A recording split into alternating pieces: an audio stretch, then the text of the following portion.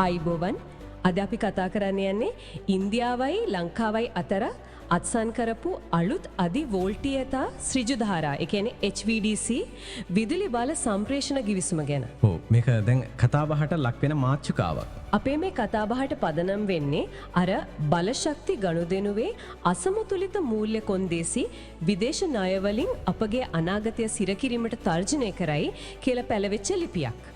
ඒකෙදි මතු කරන ප්‍රධානම කාරණය තමයි මේ ගිවිසුමේ මූල්‍යමය පැත්තේ තියෙන පැහැදිලි බව. නේද? හරියට හරි. ඒ කියන්නේ රට ණය උගුලක පැටලෙන්න පුරුවන් කියන අවදානම ගැන තමයි මේ ලිපිය වැඩිපුරම කතා කරන්නේ. ඇත්තටම HVDC කියන්නේ තාක්ෂණිකව ගත්තම හොඳ දෙයක්.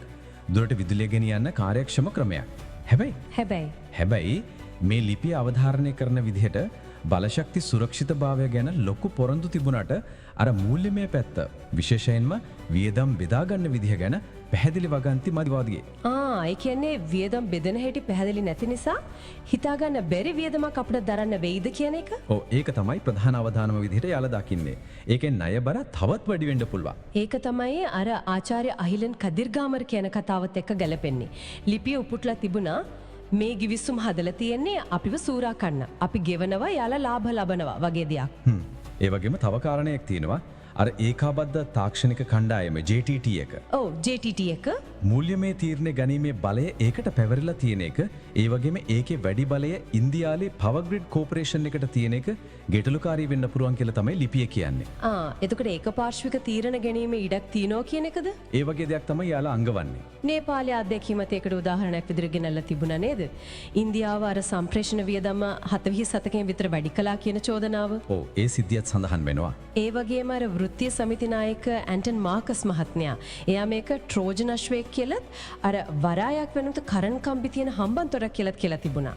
ඒ සැසඳීමෙන් නැත්තේ අතීත අත්දැකීම් නිසා වෙන්නේ නැති. ඒ කියන්නේ ලිපිය පෙන්වා දෙන විදියට හම්බන්තොට වරාය ගනුදෙනුව වගේ දේවල් ඉන්දු ලංකා ගිවිසුමෙන් වෙච්ච බලපෑම් විශේෂයෙන්ම දේශීය කර්මාන්තවලට ඩොලර් බිලියන 4කට වඩා වෙළඳ හිඟයක් තිබුණා කියලාත් කියනවා.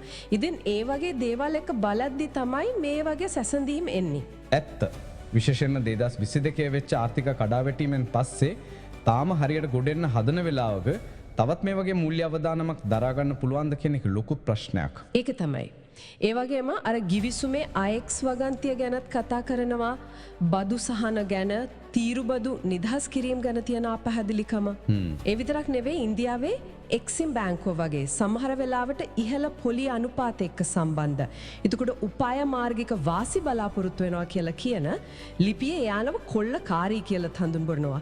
ඒ වගේ ණය දෙන ආයතන මේකට මැදිහත් වීමේ අවදානමක් ගැනත් කියනවා. ඒක තමයි අර හිටපු මහ බැංකු නියෝජ්‍ය අධිපති ආචාර්ය W.A. විජේවර්ධනගේ කියමනත් එක්ක සම්බන්ධ වෙන්නේ නේද? ණය කියන්නේ නූතන යටත් විජිතවාදය කියලා. ඔව් හරියටම. ඒ කියන්නේ මූල්‍යමය වශයෙන් යැපීම හරහා රටේ ස්වෛරීත්වයට උනත් බලපෑමක් එන්න පුරුවන් කියන අදහස තමයි ලිපිය නිස්මතු කරන්නේ. මේක ඉහළ මට්ටමේ කාරණා වුණාට සාමාන්‍ය මිනිසුන්ටත් බලපාන හැටි ලිපිය තියෙනවා. අර 2022 අර්බුදයේදී රත්තරන් පව විකුණන්න වුණු අංජලි පෙරේරා වගේ අයගේ කතා. ඒ වගේම මන්නාරමේ දීවර ප්‍රජාව. මේ විදුලි රැහැන් නිසා යාළගේ පරිසර පද්ධතිවලට ජීවනෝපායට වෙන බලපෑම ගැන ඒජේ රිස්වන් කියන ප්‍රජානායකයෙක් කතා කරලා තිබුණා. ඔව් ඒ කියන්නේ මේකේ බලපෑම හැමෝටම දැනෙන දෙයක් කියන එක.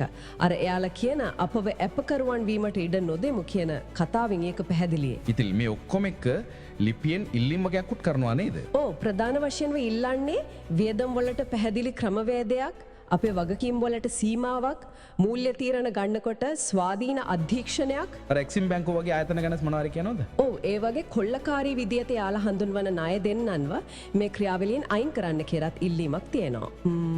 ඉතින් සාරාංශයක් විදියට ගත්තොත් මේ මූලාශ්‍රයෙන් කියන්නේ ගිවිසුමේ මූල්‍යමය පැත්ත තියෙන අපැහැදිලි බවයි අතීතයේ වෙච්ච දේවල් එක්කයි බලනකොට මේක බරපතල ණය අවදානමකට වගේන යැපීමකටත් මඟ පාදන්න පුළුවන් දෙයක් කියලා.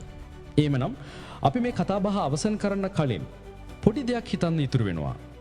මේ ලිපියේ කියන විදිහේ ඓතිහාසික අත්දැකීම් මූල්‍ය ව්‍යුහයන් දිහා බලනකොට මේ වගේ රටවල් හරහා යන ලොකු යටිතල පහසුකම් ව්‍යාපෘතිවලදී අපේ ජාතික අවශ්‍යතා ඇත්තකම ආරක්ෂා වෙනවා කියලා සහතික කරගන්න අපිට තියෙන ක්‍රම මොනවද? ඒක ගැන හිතන්න දෙයක් ඉතුරු වෙනවා.